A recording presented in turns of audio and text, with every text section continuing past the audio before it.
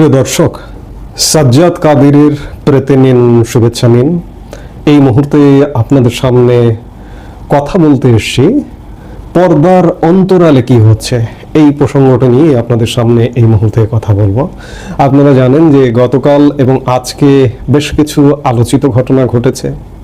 এই আলোচিত ঘটনা ঘটবার প্রেক্ষিতে নানা রকম গুজব, নানা রকম প্রপাগান্ডা ছড়িয়ে পড়ছে। বিশেষ করে গুজবটা বেশি এই মুহূর্তে ছুটছে কোথার থেকে? যারা সরকারে আছে তারা নয়, গুজবটা আসলে সরকারের বাইরে যারা আছে, এই সরকারের আগে যারা ছিল তাদের পক্ষ থেকেই, তাদেরই কতিপয় মানুষ গুজব ছড়াচ্ছে। গুজব ছড়িয়ে আসলে কি লাভ এটি আমিও বুঝি না। এমনও গুজব ছড়াচ্ছে যে ইতিমধ্যে 6-7 জন উপদেষ্টা পদত্যাগ করেছেন। এমনও গুজব ছড়ানো হচ্ছে যে 1 সেপ্টেম্বর থেকে দেশে জরুরি অবস্থা জারি হবে। এমনও গুজব শোনা যাচ্ছে যে ইউনূস পালিয়ে যাচ্ছে। না ভাই, এগুলো কোনো কিছুই সঠিক নয়। তবে পর্দার অন্তরালে অনেক ঘটনা ঘটছে এবং ইউনূস চলে যাবে, এতে কোনো মিথ্যে নেই। সরকারের মধ্যে একদম ভাঙচুর অবস্থা, ভেঙে পড়বে, যে কোনো মুহূর্তে বিল্ডিংটা ভেঙে পড়ে এরকম অবস্থা আছে। কিন্তু তাই বলে কেউ কেউ যে অতিরিক্ত বলছেন যে আজকেই সরকার বিদায় নেবে, ইউনূস চলে যাচ্ছে, কিংবা এগুলো কিচ্ছু না, এখনো পর্যন্ত নয়। তবে আয়োজন চলছে। আয়োজনটা কেমন আপনি দেখুন যে আজকে হাইকোর্ট প্রথমে ডাকসু নির্বাচন স্থগিত করলো। এরপরে চেম্বার আদালত এটিকে আবার বলে দিল যে নির্বাচন হতে কোনো বাধা নেই। এই ডাকসু নির্বাচন, রাকসু নির্বাচন, চাকসু নির্বাচন, জাকসু নির্বাচন, এগুলো আসলে জামাতের প্রেসক্রিপশনে। এগুলো করে একটা ব্যাপক গন্ডগোল লাগিয়ে দেওয়া, এবং গন্ডগোল লাগিয়ে দিয়ে প্রধান লক্ষ্য আছে যে একটা বিপ্লবী সরকার করা। আসলে জামাত এবং জামাতের সাথে যারা আছে তারা বিপ্লবী সরকার, দেশে একটা চূড়ান্ত আবার একটি গন্ডগোল বাঁধিয়ে দিয়ে একটা বিপ্লবী সরকার করা, সবকিছু বন্ধ করে দেবে, সবকিছু বাদ দিয়ে দেবে, সেনাবাহিনী, রাষ্ট্রপতি, সরকার সব বাদ দিয়ে কোন এক ময়দানে গিয়ে একটা সরকার গঠন হবে। আসলে চূড়ান্ত লক্ষ্য এটাই। সেই চূড়ান্ত লক্ষ্যটি যারা দেশের নীতি নির্ধারক তারা জানেন ইতিমধ্যে, এবং আন্তর্জাতিক বিশ্বের চাপ আছে, আন্তর্জাতিক সিগন্যাল ইতিমধ্যে চলে এসছে।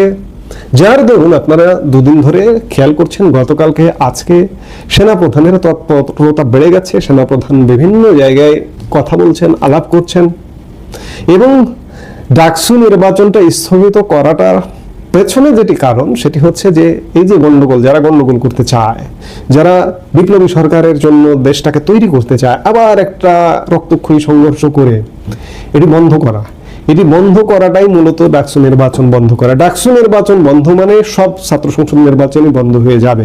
কিন্তু চেম্বার জজ আদালত আবার আর একটা রায় দিয়ে দিল। এখন দেখার বিষয়, এগুলো হতে গেলে, এগুলো হতে ধরলে খুব শীঘ্রই একটা 111 আসবে, মাস্ট।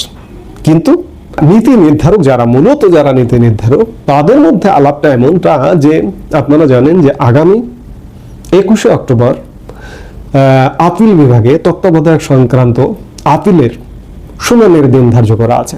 খেয়াল করুন, ডাকসু নির্বাচনটি 30 অক্টোবর পর্যন্ত স্থগিত করা হয়েছিল।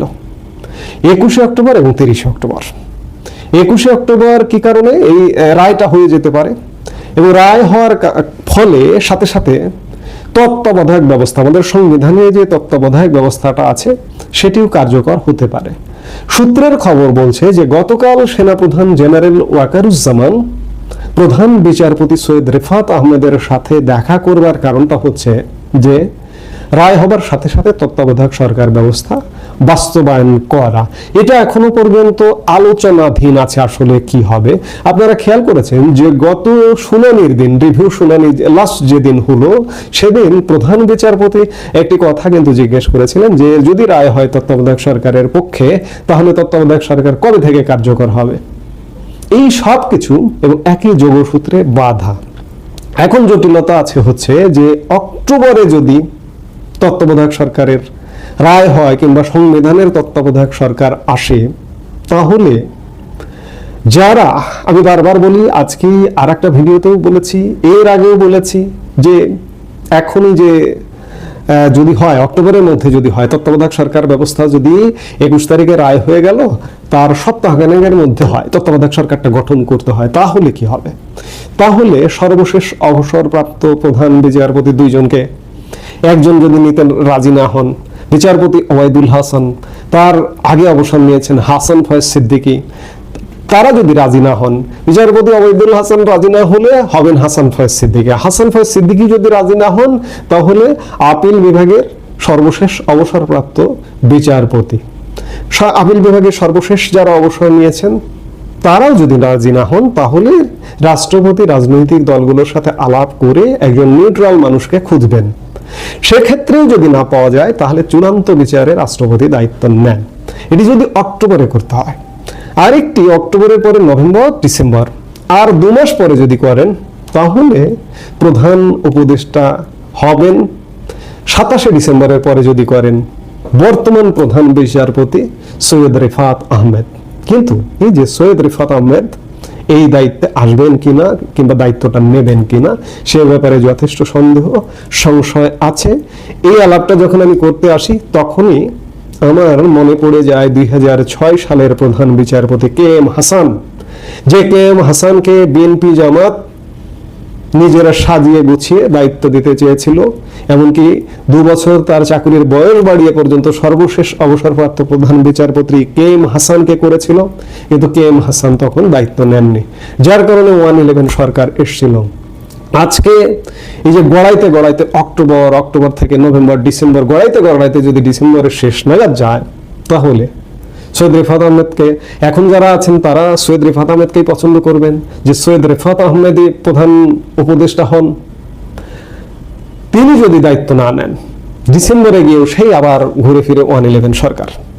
আর এখন যদি করতে হয়, তাহলে আমাদের সংবিধানের আলোকে যে কাউকে নিতে হবে।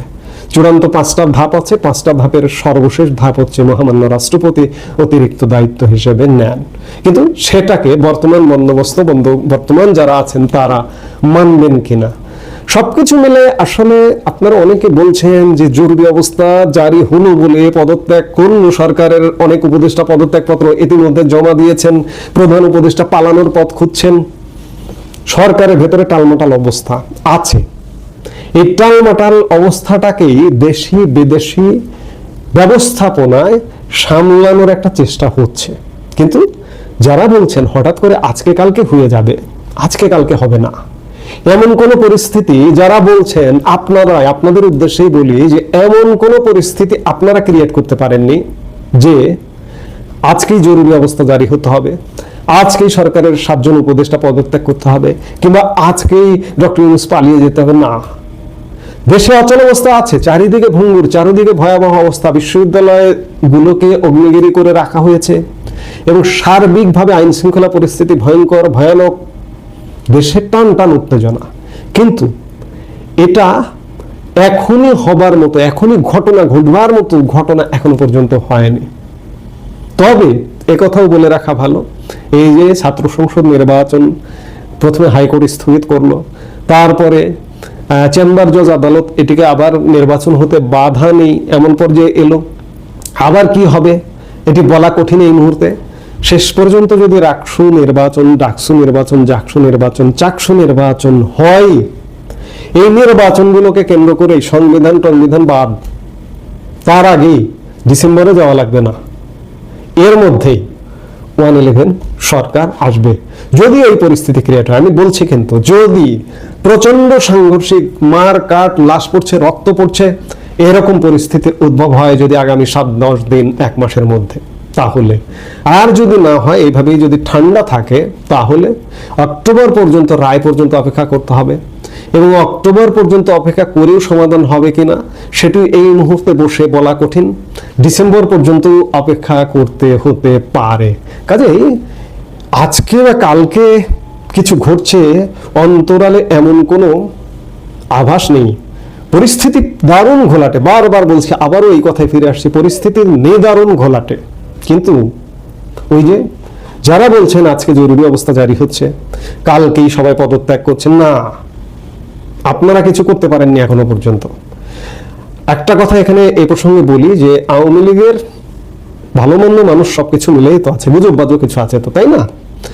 গুজববাজদের জন্য, সবার জন্যই বলি যে আওয়ামী লীগ ফিরবে, আওয়ামী লীগের রাজনীতিতেও ফিরতে হবে দুটো কারণে। আওয়ামী লীগের গত 1 বছরের কোনো কৃতকর্ম, কোনো কৃতিত্ব তা না, দুটোকেই কারণ। ইতিমধ্যে যে বন্দোবস্তের মধ্যে আমরা ঢুকে গেছি, নতুন বন্দোবস্ত পুরোপুরি ফেল মেরেছে। আওয়ামী লীগ যে পরিমাণ যে ভালো ছিল, যতটুকু ভালো ছিল, এরা করেছে শতভাগ খারাপ এখনকার পরিস্থিতি। এই খারাপের কারণে প্রাকৃতিকভাবে চেঞ্জ হয়ে যাবে, আরেকটা চেঞ্জ হবে ভূ রাজনৈতিক কারণে। সেই জায়গা থেকে আওয়ামী লীগ ফিরবে। এখন আওয়ামী লীগের গঠনমূলক, আমি বারবার প্রত্যেকটা আলাপের জায়গায় বলবো যে আওয়ামী লীগের গঠনমূলক কাজ নিয়েই ফিরতে হবে, কারণ আমরা বারবার কি মার খাবো, বারবার কি মরবো। আবার এর সাথে এই কথাও বলতে হয় যে আওয়ামী লীগ গঠনমূলক হবে, অন্যরা কি, অন্যদের হতে হবে না। আমি এর সাথে বলতে চাই যে তুমি অধম বলি আমি উত্তম হইব না কেন। তো কাজেই পরিস্থিতি ঘোলাটে, পরিস্থিতি যে কোনো মুহূর্তে যে কোনো সময়ে বিস্ফোরণ ঘটতে পারে, আবার টানতে টানতে এটা ডিসেম্বর পর্যন্ত যেতে পারে। প্রতিনিয়ত রং বদলাচ্ছে, এই রঙের উপর ডিপেন্ড করবে আসলে কি ঘটবে, কখন ঘটবে। দিন তারিখ দিয়ে কিছু ঘটবে না, হঠাৎ করে ঘটে যাবে, আপনি আমি হয়তো বুঝতেও পারবো না। এই মুহূর্তে এই পর্যন্তই। সবাই ভালো থাকুন, সুস্থ থাকুন।